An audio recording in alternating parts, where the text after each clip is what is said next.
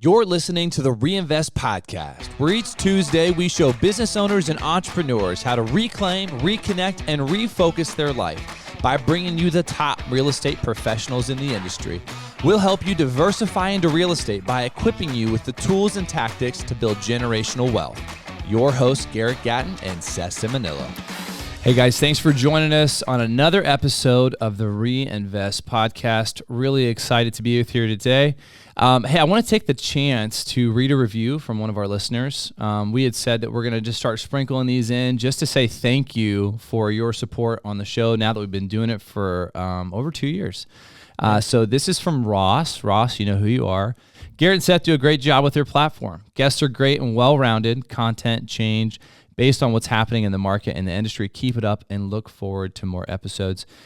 We call Ross our real estate dad. He's been really supportive. And Craig, no pressure, but he says we bring great guests on today. So the standard is pretty high for you, my friend. Well, the intro is official like a referee with a whistle, so I liked that. Let's start there. That's legitimate there if I've ever heard it. Sometimes you get on these shows, mine included, which you'll be on soon, of course, Garrett. And there's not that panache that your show has quite yet. We're working on it. We're trying to move and groove and make it a little bit more legitimate here, but I got some big shoes to fill here, clearly. So excited to talk with you, gentlemen, today. So just for our guests who are listening, Craig McGrouthers is with us from Lone Star Capital. And Craig, you're the Director of Business Development there. How long have you held that position with the company? Yeah, it's a great question. So I started with the company in about June of 2022. So it's been over 2 years now. I came from the world of residential real estate, so I had that real estate background. I've almost been in the business, despite this baby face, if you're watching, for almost 10 years now. So we're all similar age, which is great that we've got some youthful blood in this space, naturally, like you. We also have our podcast, so we're doing the whole thing there, really trying to grow the brand. And I don't think there's a better way to grow your network, learn along the way, and truly make meaningful relationships than getting into the business and doing it how you're doing it and how we're doing it, I feel. So bravo to you, gentlemen, for seeing the world as we do too. Yeah, thank you. Yeah, and why don't you explain, what is the Director of Business Development do? What does that title mean? Yeah, very ambiguous, like most things in real estate, right?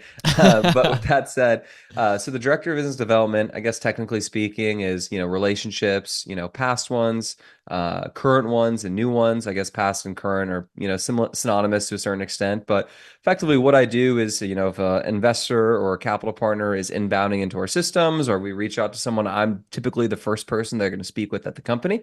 So I will give you that warm and fuzzy first impression to Lone Star Capital, and hopefully it is in fact warm and fuzzy and a positive one. So I speak to all of our investors, capital partners, really everywhere in between, some service people as well. So I kind of do all the relationships, the gatekeeping there in many respects. I also raise the equity for the firm. So we buy multifamily real estate. We've got a nice size portfolio north of about 650 million at the moment as of today.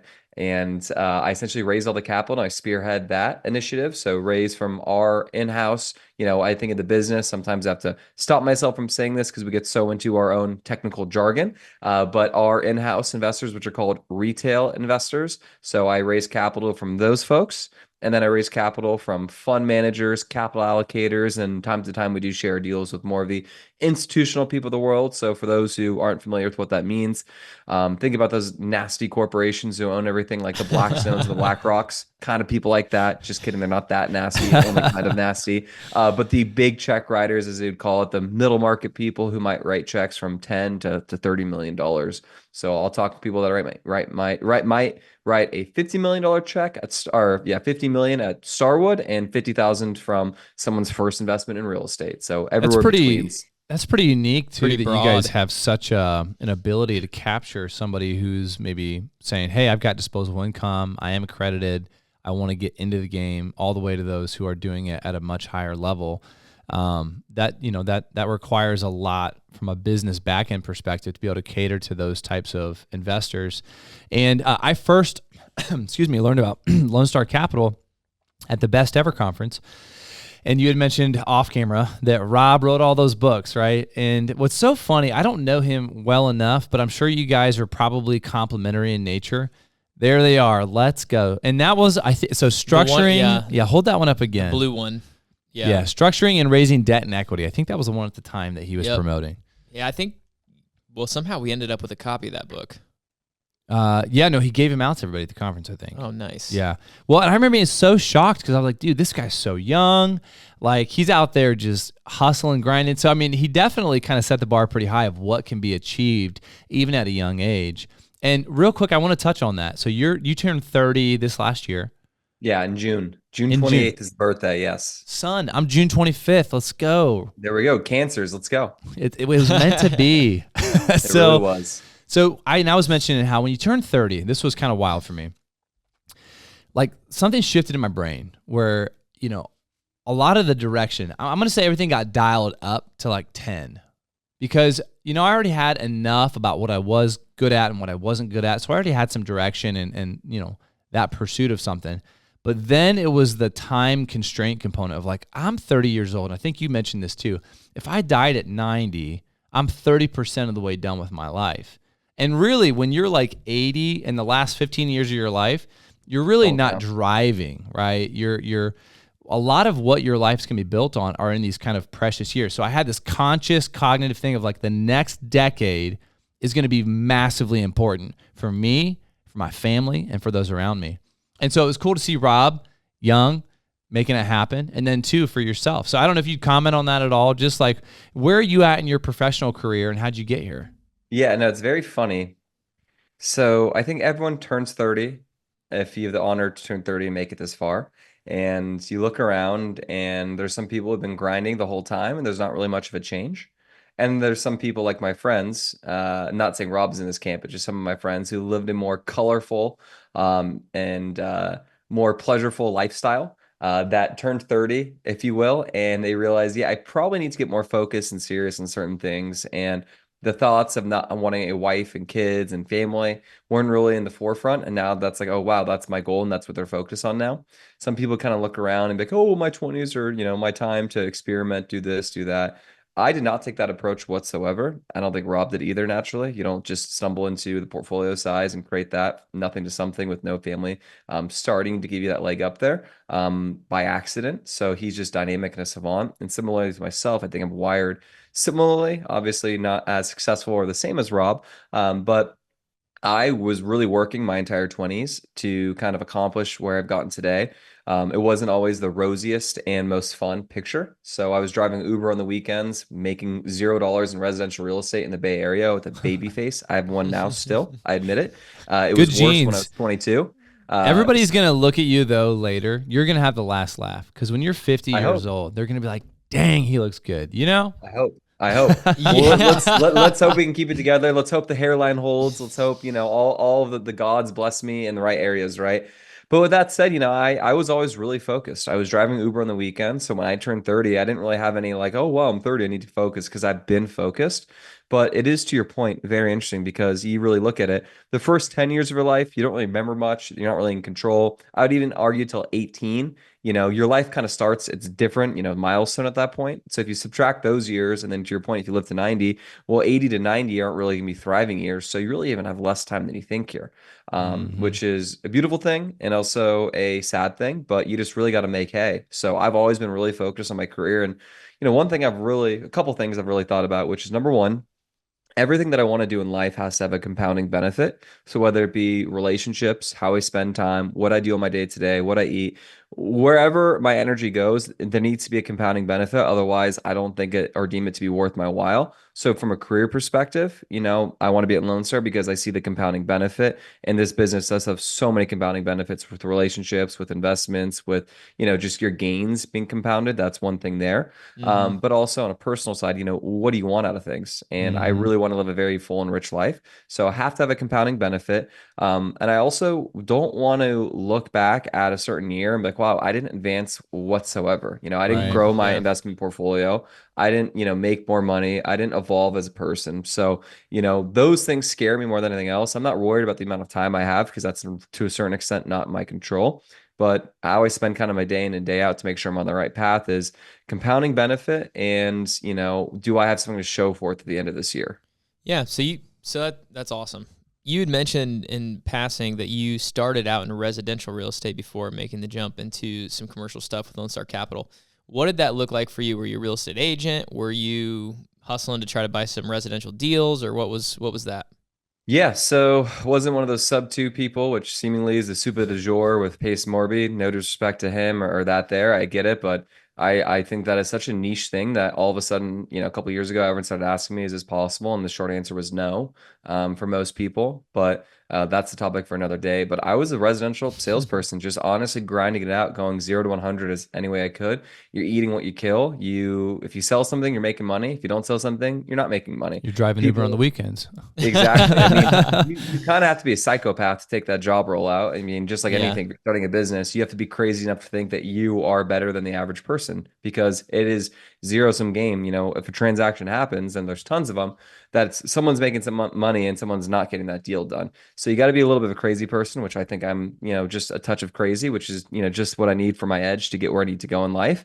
But I was selling houses. I sold, gosh, I want to say, over hundreds of homes, frankly. So had that experience there, but I was showing property and kind of was thinking to my life, in Phoenix, started in the Bay, built that business up, then realized I don't want to live in the Bay Area forever. Not for me from any perspective, people, politically, the whole nine, not a fan, moved to Phoenix, more of a fit, went to University of Arizona, revamped my business here, but I kind of just thought there was a little bit more on the table. I got introduced to Rob Beardsley in 2020, and we just had a magnetic connection. I mean, I knew him before, I should say, but we got really close that summer, and it felt like, hey, this is kind of my path. This would make sense if there's an opportunity to work there. So that's how I got into this world here. But Awesome. selling homes is brutal, and especially when you're selling homes, you got no location autonomy. You're hunting, you're eating what you kill, and you're showing property in 120-degree weather sometimes. Not that fun, believe it or not. Did you So, did you know that we were did you know that we were real estate agents? Because I feel like I did not. I feel like that all that was focused at me as you were saying all No. that. Oh yeah, This is new news. Yeah, no, we're both real estate agents, so that's our kind of our 9 to 5, and what we spend the bulk of our time on right now. But yeah. so everything you were difficult business. saying, I was like, yes, I feel like he's talking to me. So especially in like such a high level of competition in some of those areas that you're talking about. Yeah. Barrier to entry is very high. Everybody knows a realtor anywhere, let alone high price point homes, in some of those kind of places. So if you can make it there, the summary is, if you're listening to this, if you can make it as a real estate agent in the Bay Area, you can do anything. I mean, Newport Beach, Orange County is probably the hardest place in the country to make it in because it's so tight knit. It's, hey, what high school did you go to? What club are you in? More so even than the Silicon Valley. I think Silicon Valley and New York are fair. If you want to make it and work it, you can probably get business because people are transplanted for all through the country. But, it's really difficult living. It's very tough. There's competition all over the place. And the way I kind of looked at the world is, at one point I wanted to own 10, 20, 30 homes, right? Then I realized that that's probably gonna be a lot of work. It's hard to scale. You get to sign on the debt. But you can get to the same medium, which is basically making enough money passively where you don't necessarily need to have that if you play the game right, if you invest annually, make your contributions. And that's why Lone Star Capital made so much sense. And fortunately, I got in to get to the company at ground floor roughly when there was about $200 million of the portfolio. But it doesn't really matter how you get there. You just got to make sure you're liking your day to day and it's what you want to do. And I just felt that this was a better fit long term to get and achieve my goals. yeah, absolutely. So how would you counsel somebody who's maybe younger? They've found a measure of success in something that they're doing, but maybe it's not what they want to do long term, and they're presented with an opportunity. Like, how do you identify that opportunity? What kind of initiative did you have to take to make that happen, or was it just like, sorry, can't replicate it. It just happened and it was a good fit?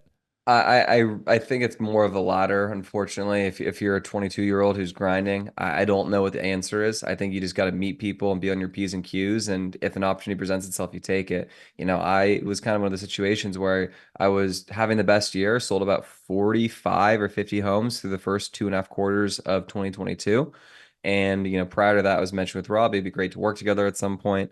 But he had no formal salesperson there in the role that I'm in currently. So I don't know if there's replicating that. And, it could have not worked out too with Lone Star. We could have, bought in some bad deals and capital called everything and not been able to grow and make the money that I want, to make currently today where it wouldn't have made sense. So I don't think there's a one size fits all. It's kind of just a lucky sense, like a lucky world. Like there's no right or wrong. Some people just get disproportionate outcomes, right? Like if you were just perhaps an employee at Facebook in 2009 or 2008 or whatever pre-IPO, and you got in there early enough, you're probably a 10 plus millionaire. You didn't Yeah. do that much work to get to that point. I mean, maybe you Right. did, but some people just get really fortunate outcomes. And I think I just got very lucky geographically being where I'm from, knowing Rob, prior to, really starting the company from friends of friends, and then also getting into the point where I'm at right now. I don't think there's a recipe for that. It just worked out really fortunately. Yeah. So if you are making good money, and you're young like that, I would just say, hey, figure out what type of lifestyle you want to live and what it takes to get there. But it's going to take a while to, achieve probably the final vision that you have for yourself. Yeah. I would say, and not to push back on that, but to kind of maybe complement what you're saying. I think there is always an element of just like happenstance, things that happen that you really can't control, of like right place, right time. However, I will also say that there was a measure of success that you found on your own that even gave you The opportunity to have that kind of connection, or for Rob to reciprocate that with you. Because when you're partnered with somebody or you're on a winning team, winners go around those who are winning. And so you don't even have that shot if you haven't established that yourself. So I think, to your point, you had found that, you had done it, you were having a great year. Obviously, there were recipes and things that he identified in your life as like, hey, that's somebody that I can see as being a great fit for our company. But, how do you get around those people? Right place, right time. Yeah, and also you just got to make sure that you seize the opportunity, because the way I looked at it was I can always go back to selling homes, but I'm not going to be able to get into the ground floor of a company Yes. early on. Yes. And it was like hey, jump into the deep end and you'll figure it out later. And I also had conviction and confidence. And this is what I would say for younger. If you have been successful and you're willing to put the work in, opportunity somehow magically finds you. The Yeah. universe is very rewarding. The universe very often doesn't reward those who really take care of themselves and put themselves in the right spot. It's funny how lucky you get the more you work. Yeah. Right. Yeah. That's It's good. doing the reps. I think in one of the Grant Cardone books I read, I don't know if it was this 10X book or one of them. Anyway, he had said, he was talking about luck because people say he gets lucky. He's like, well, if you take enough swings with a bat, you're going to hit a home run. Right. Eventually. It's just going to happen.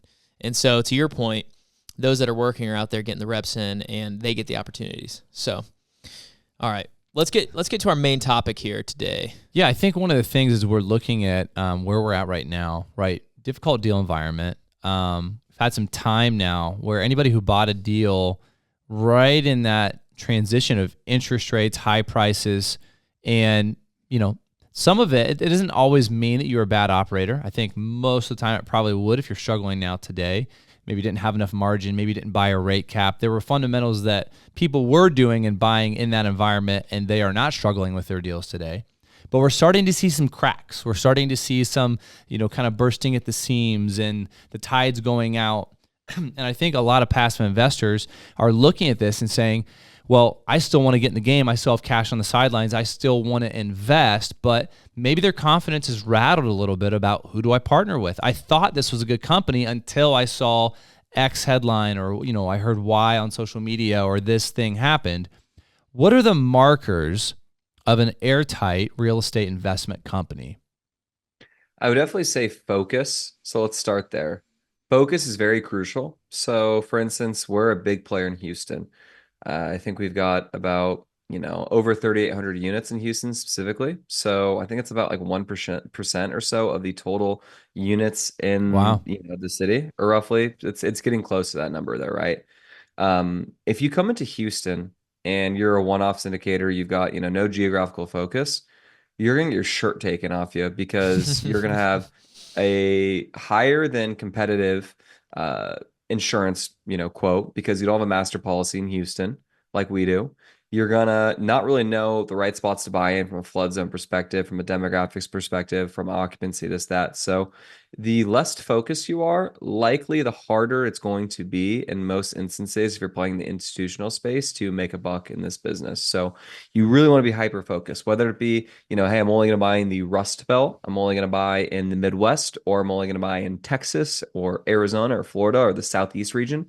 Great, but have a focus. So we have a focus right now. We're only in Texas. We're not going to be only in Texas forever, But for now, while we get really good and niche down, we are very specific in a couple of sub-markets. And that's very crucial to anyone who is looking to invest with someone who's kind of considering, options in the marketplace. Consider groups that have a geographical focus. They do one thing or a couple of things and a couple of things really well in only a few places. So that would be number one there.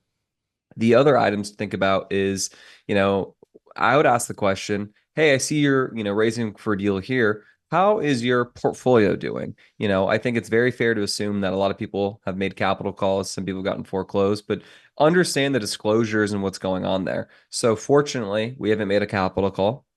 We haven't had any foreclosures inherently because we haven't made a capital call, right? But we haven't done that. We have paused distributions, like probably every group has on a deal or two, and that's fine. But ask for context as to why distributions have been paused, what is going on, how you are going to be able to avoid the marketplace. But also, if you can I do come on that real quick? I I think one of the things that investors who were where they were getting a part of in syndication, they were exposed to that world kind of 2018, 2019. They got used to a certain schedule and narrative and experience in those investments because things were going so well, not realizing that they were caught up in a market that was just like hyperbolic. And so now that the market conditions are different, just because a company has paused distributions does not mean that that is a bad thing. And in some cases, probably most cases, there's a lot of prudence that's behind that decision because we're not in this today, tomorrow. We're doing this for the long haul. And so we don't want to be in a position where everything is compromised. So I just want to educate investors, if that's happened to you, the context that Craig is talking about is crucial because that's going to show you the why behind it. Is it because we're bleeding capital and cash is going out the door, or because we want to see kind of what's going to happen in the next quarter and we want to be in a good position? Would you say there's a difference there? Yeah, and let's also talk about maybe some reasons why the deal got paused, right? Well, let's say you did buy a fixed rate debt. There's some deals that maybe were bought on smart, sound fundamentals with a rate cap, with a good bridge plan. But, some other things that happened also during that kind of cycle is costs got out of control, expensive. Lumber got crazy expensive. Labor got crazy expensive. Your CapEx plans got blown out because of that. Your operating costs just got substantially more expensive. It's very hard to outrun those numbers there. These deals are not so great and so frothy where you're going in at, 250 basis points of positive leverage where you could be blind, throw a dart and hit a home run on investing. That's not the world of investing anymore. This world is so hyper competitive. The winner is always the person who pays the most money for the deal. Don't get it twisted. No one is out here doing any favors to anyone. You're paying the most when you buy the deal. So let's just get this fallacy out of everyone's head that, you've got this or that going on. Truly and very rarely are off-market deals actually good value. Maybe you're just the dumb sucker who paid the most off-market on we'll sell it for this price and you can sell that to your investors, which is your prerogative. That's totally cool. But that doesn't necessarily mean that it's some sweet deal that only you got access to because you know where the bodies are buried. So let's just talk about that. Like that's something that people really need to fathom, hey, it's not just that easy. They got the off-market deal along with 100 other multifamily investors off-market. You got the off-market deal that was marketed with 4 other brokerages like in the last 4 years. You just didn't realize it. So correct. Yeah. It's just such a absurd thing to say because it's like, oh, really? There's, especially in our space, oh, really? You have an off-market deal that's $50 million. Who would do that? Who would do that? You also have a fiduciary duty to your investors to go far and wide with that, particularly in the space that we play in. Now, I know there's very niche sub 50 units, sub 100 unit properties that are probably mom and pop owned that fall into different buckets. I can respect and appreciate that, but that's very few and far between, just so we're all clear here. That's good. That's good. So focus was one of those differentiators. Give us another one. Focus. I would also say transparency. Where are you at with your reporting? Where are you at with, your, I guess, financials? What are the reserves looking like? What are occupancy looking like? How readily accessible are those financials, or how frequently are you putting those in front of your investors? Yeah, it's a great question. So we do monthly and quarterly reporting, but at any moment, if you wanted to peek behind the curtain to see what was going on, we would send you details there for the better or worse. Awesome. How quickly could you get an investor? I feel like I'm grilling you, but how quickly could you get an investor financials on a deal? I mean, as quickly as they really asked for. I mean, it wouldn't take long. It's there on a monthly basis, so we could just send you what the latest and greatest is, and Yeah. you can interpret it accordingly from the metrics that you're seeking. Yep. Yeah, I think, to caveat on the transparency, or to clarify a little bit further, there's a difference between somebody reaching out and saying, hey, how are things going? And me giving them vague generalizations, or, hey, things are going well, and telling you about the business plan, versus seeing hard financials that do not lie. They're just objective data. Because if I'm telling you and relaying you some things, I might be able to kind of omit or kind of spin or twist. So I think the financials is the linchpin of the transparency that you're looking for. We're residential brokers. Of course, we know how to massage things. Anyone in sales knows how to massage things. Like, that's easy. Like, I can spin anything in the world, but if you want to look at the numbers, here you go. Right. How do you like this house, this $30,000 house? I'm like, a lot of upside, it has potential. A great layout. It's an open floor plan. I was like, this layout is the best layout on this block. Yeah. That's about it, though. Tons of potential. It's charming. Right. Yeah, right. And two, I would say as a passive investor, you have to look. Don't get siloed. Really get out in the marketplace and see what's out there, because when you start seeing how other companies communicate, then you start to see what's par for the course, what you do like, what you don't like. How can somebody take a pro forma and kind of put their lens or their overlay on it that might be misleading, or just, giving you a false narrative there? So let's actually talk about that. I mean, sorry to cut you off, but no, good. Let's talk about this. Like, we can all fudge and manipulate any number and manufacture any projection in the world. Okay. If I go 50 basis points up or down on, exit cap rate, we have a different ball game here from the delta between 100 basis points here, which is a full point. If we're talking about rent growth assumptions, oh yeah, well, some report here is saying 6%. Well, 6% organic rent growth compounding, that's gonna totally change the numbers. So be very conscientious of the inputs and deals. Really be skeptical of that, because people will put in anything these days. It's just not. It doesn't make sense. And would you say that people invest in the deal, or they invest in the operator? Well, I would say foolish investors invest in the deal. Smart investors invest in the operator, to a certain extent. I mean, you could also be like, hey, maybe these guys don't have the most proven track record, but their assumptions look very reasonable, and like they seem legit, and they're really focused as their backyard. And hey, this deal's also in the backyard. It has to work out for them. Therefore, you feel comfortable. That's contextualized. But I would say by and large, your miss rate will probably go down if you're working with a bigger group. And there's also benefits to working with bigger groups. For instance, it's not a secret that a lot of deals and a lot of sponsors who are big household brand names in the syndication space are on the watch list for many deals.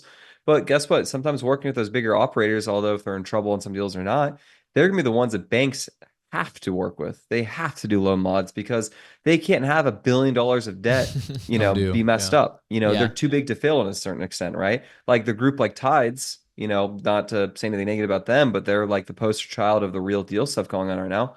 They're getting foreclosed here and there, but they're also the people that are getting workouts as well. So on some of their deals. So there is advantages to working with bigger groups, and also just there should be battle tested and seasoned. We'll see what's going on now, obviously, but lots of changes in the space, a lot of disruption.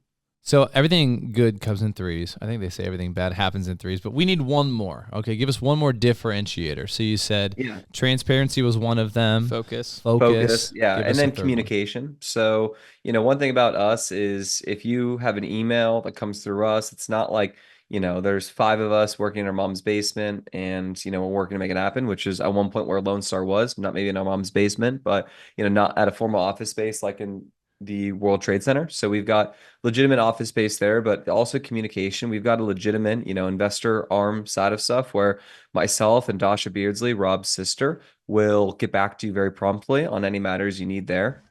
It's just customer service like that. That's really crucial. And, I've emailed people where I'm like, I don't know how you even have a business by responding so delayed. Maybe either you're ignoring me, or you don't care to get back to me, or you are this tardy. But anyway you slice it, it's like, what else is a problem there? So if you get back to people within a day's time, you're already a cut above everyone else. Like, frankly, like it's just doing the little things like that. The bar is set pretty low. the bar is set low. I guess very few people actually do what they're going to say they're going to do. So Well, and literally, I guess by doing that, like we're inherently like a top company, I guess. yeah, But coming from residential real estate, it's like, dude, that's what I like was gonna say. you have to sell, you have to be You on it. got to Like respond. urgency is so crucial. Like Yeah, we are doing time sensitive contracts. yeah, There could be contingencies or disclosures that maybe creates money non-refundable if you decide to take off a week. Well, you can't Right. do that. Otherwise, you're not going to have a business. Also, it's just not ethical and morally right. So a lot of people don't really take that to heart or seriously. Why? I don't know. But you really can't be aloof if you want to make it in this business or Yep. yours, selling homes. And I would say too, like how you structure your business will dictate, how there was no excuse to not communicate quickly. And there are ways for you to always have mechanisms in place to where people get timely responses that don't necessitate you being up at 10 o'clock at night. And so there's two there, right? There's like, it should happen. It must happen. It's a priority. And then two, structure your business in such a way that that can always happen, even when you're not the one that has to pick up the phone to do it. Yeah, I think people have more time in a day than they realize. Perhaps they just have a chronic social media addiction or a lack of focus addiction, or they just don't care. And either of Right. those are just really not acceptable to us at Lone Star, but how a good business should be ran. It's very clear that, you do gentlemen are, really high quality people and you're very successful, likely, I'd imagine, selling homes, and you'll be successful with any endeavor that you choose to do.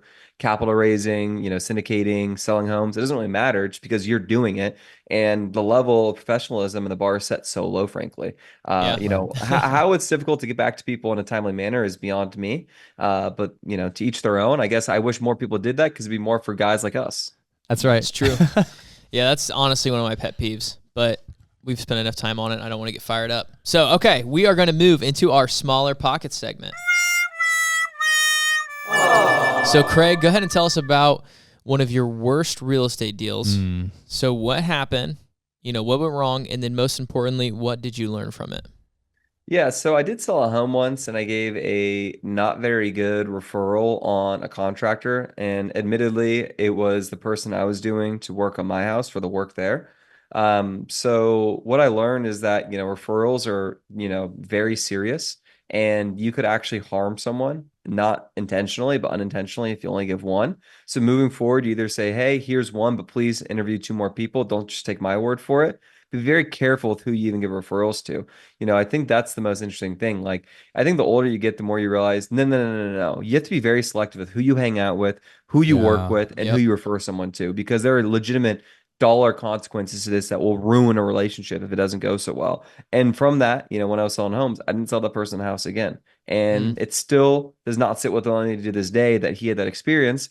I had an okay experience, but I didn't know that prior. But that's not an excuse that I didn't know that prior. You take accountability for that and you mess that person's project and time up. So in retrospect, I made a crucial error by not sending him three references, and or saying, hey, please interview other people, but this is the person that I'm using personally, and not, promising. And I didn't promise anything there, but just be very careful with the, action and who you pass off people to.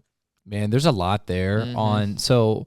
on the other side of the coin is if you are somebody who's asking to be referred to someone else, just understand what you're asking of that individual that you are wanting them to connect you with. Because, relational capital is way more precious than monetary capital, and it takes way longer to bank that.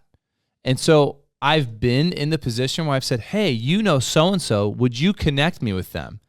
And early on in my career, I didn't even know what I was Yeah, asking them to sure. do. Yeah, Yeah. it's like, no, no, no, no. Like, actually, I can't do that in good faith because I know something that I wouldn't feel comfortable passing off. Yeah. Right, Right. right. And then am I the kind of person that somebody would feel comfortable actually giving my name out, right? So there's a lot there. And I think at the end of the day, you realize how precious that is because what you're saying is implicitly, you're asking me to put my reputation attached to whatever I say and whoever I give you. So that's Very good, man. scary. Yeah, no, referrals are not just, oh yeah, I'm being friend here. It's like, no, there's your name's on the line here, as you said. Like Yep. I can't harp that enough. So I really do take stuff to heart and personally in a sense, I'd rather lose my money than lose someone else's. So that's Yeah. obviously why inherently I have to invest in every deal of ours. Not that I'm losing anyone's money or lose any there, but if it's not good enough for me, then why should you invest in it, right? Like Yep. why can I sell you something that I'm not, also materially impacted by? So And what a that's a big one massive for me. compliment if somebody is actively out there as a raving fan for your company, because that means that you have established they know, like, and trust you so much that they are just unprompted being like, laying hey, it down on the you line. got to go to Lone Star. You got to work with Seth and Garrett. Yeah. That's So great. it's really interesting. Do you guys know Aspen Funds? Yeah. Yeah. Yeah, they're incredible. Shout out to Bob, Ben, Mike, and Steve over there. Great guys. We've referred each other. We've never done direct business. They've never invested into our offerings. We've never invested into their offerings. But we've probably cumulatively referred, combine us to them, them to us, 10 people. And it's really the biggest compliment because Wow. they're people we really respect in the space and vice versa. So it's just one of those things where I feel very flattered by that. And what we're looking to do now, it's funny, we're at the life cycle in our business where we're not just raising money anymore, but we're re-raising money from the deals Yeah. that we have currently. What does that mean? Well, when that deal goes full cycle, we hope that as many people possible enjoy their experience enough to not only invest with us once, but to roll their dollars and their gains through a 1031 exchange into our Yeah. deals. So we do offer that to our people in most instances, but then also not only looking to re-raise the capital to keep it in there, but we're also looking to try to nurture and attract referrals where they want to refer us in their offerings moving forward. All crucial stuff there. So if they're willing to reinvest with us and give us referrals, you've got a true loyal customer and Yeah. someone that you've done right by. And that's the biggest compliment anyone could ever pay you. And just to bring this back to the markers of an airtight real estate investment company, if you're watching, if you're looking at a company that those ingredients are there, those things are happening, that didn't happen on accident. And that is an indicator of like, hey, this is a company that is doing things fundamentally true and correct that will set them up for the long run. All right, man, let's go into what we call our little nugget. So, Craig, this is a part of our show where let's maybe change the pace up a little bit here. Give us something business related, like personal development or like your business development personally, a piece of advice that you could give somebody that they could apply for themselves. Really great question. I would say the compounding benefit would be what I would go with, but we want to change it up a bit and I'll give you a different little thought process here, a different thought exercise. And that is going out and investing in yourself and in your future by going to conferences, networking, and meeting with people and staying in touch. And ultimately, that goes down to a little thing called relationships. Your relationships will basically dictate how far or not far you go in life, and who you surround yourself with is also kind of an indicator there. You're the average of your 5 friends, so make sure you're spending time together with the right people that are aligned in that respect. Whether that could be older people to kind of push you, younger people that you see are on the come up that you want to maybe help and bring up and grow with together. But particularly investing in yourself to go to the right networks, to be in the right networks and go to the right conferences. We're both in the same mastermind together, so you're obviously taking that advice there. But for anyone who is looking to, really level up and take their business and themselves to the next level, you need to be meeting with people, going to meetups, and surround yourself with A players, because how are you going to get better by staying in the same little lane with the same old people? The answer is you really can't. So I'm not saying turn and burn every people here, but you will only go as far as relationships that you have in most instances. So be very conscientious of that. Let's get personal for a second. Has there been times where you have outgrown or had to change your circle? He's like, not personal at all. I'll tell you all about it. Talk about that. Like, what was that difficult, or was it an easy no-brainer?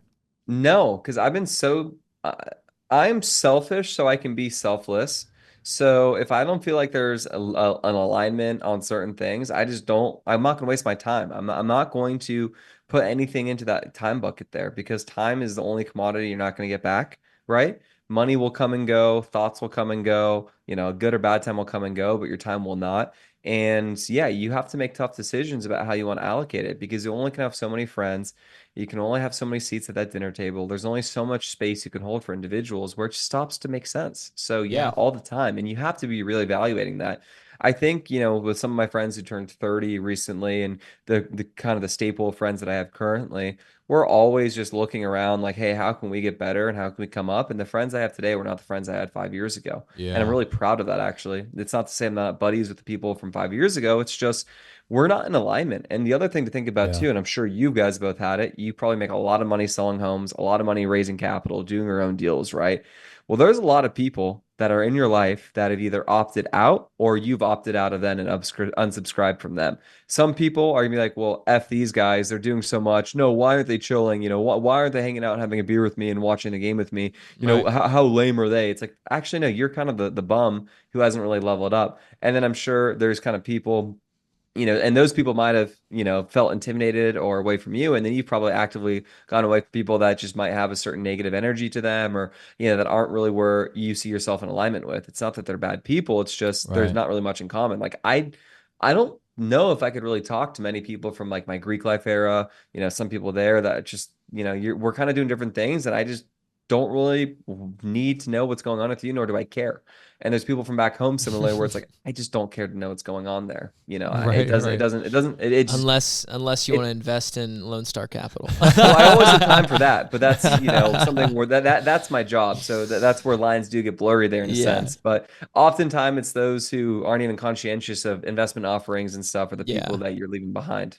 Yeah, that's good. That's well said, man. That's good. All right. So what's been one of the best resources in your business development? Best resources is network effect. Goes back to relationships. I mean, it's funny. When I turned 30 this year, you'll laugh at this, but I've never had so many 40 and 50-year-old men texting me happy birthday. Yeah. Which is quite a compliment. Nice. That is a compliment. Now I have all this network of people who are fathers, successful attorneys, successful bank owners, stuff like that invest with us or we raise capital from that are friends. So they say, be the dumbest guy in the room, but in this one, be the youngest guy in the room. And that's evidence. And often those rhyme together and are synonymous, right? That's true. But with that said, yeah, for sure. I mean, I always sit at these dinner tables and I'm just like perplexed that all these successful guys that also are asking me for advice on syndication stuff and asking me for tidbits and asking me for my opinions and takes on stuff. I'm just wild. I'm just some dyslexic guy from, the Bay Area that just, cut his teeth and worked hard. But now I guess I'm more of a thought leader and people take what I have to say so seriously, which they should, of course, but it's a humbling thought that people of that echelon are asking me for advice, and me for questions and my for takes and stuff. So it's really flattering. I don't know if you listen to any Alex Hormozy or anything like that, but he's been somebody that's kind of like I've been under a rock for the last 5 years because I didn't know who this guy was until like a couple months ago, which is embarrassing to admit. But since then, I've really loved a lot of the way he comes at stuff. And he was talking about how you don't impress wealthy people with your wealth because there's always somebody more wealthy than you are. And so it just doesn't translate. You impress wealthy people with hard work because that was the ingredients. Those were the things that they had to implement to get to where they are. And so if you're younger, service and character. Yep. Yeah. That's good. That's another way to frame that is like, if you're going to focus on anything, focus on that, and it will give you a disproportionate respect and influence level where you would otherwise have none. So, and there's some people you're just never going to win over. Like, I think that's the other thing too. Don't try to sell someone that can't be sold. Move on, cut your losses. There's just enough out there. There is, we're talking about this before, Garrett and Seth, but it's an abundance mindset. And, no one here in this phone call or this, conference here, this podcast is self-conscious or thinking that there's only $2 in the world to be raised. There's unlimited amounts of money to be raised and limited ways to work together. That's good stuff, man. Nothing to comment there. How can people find out more about you and follow your success? Yeah, well, first off, thank you so much for, hosting me here. I'm excited to do a little swap cast, as they call it in the business. So excited for our show coming up here together to learn more about you now and putting you on the hot seat. Seth, I don't know if you're joining, but it'd be great if you both came. That said, you can reach out to us. I'm very active on LinkedIn. So you can go there. If you want to learn more about our website and our offerings, just go to our website, lscre.com, the acronym for Lone Star Capital Real Estate. Awesome. Well, we're going to continue to watch your guys' company grow. Very, very excited to talk to you today and to see you guys come from humble beginnings. And you're still humble, but a little bit bigger. So thanks for coming on the show today, man.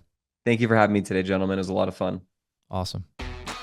As always, excited that you joined us for another episode of the Reinvest Podcast. Stay tuned every Tuesday for new episodes. And if you want to learn how you can use your hard-earned capital to diversify into real estate, go to our website, lv5capital.com, and shoot us a message. Move farther, reach higher, and grow deeper. We'll see you next time.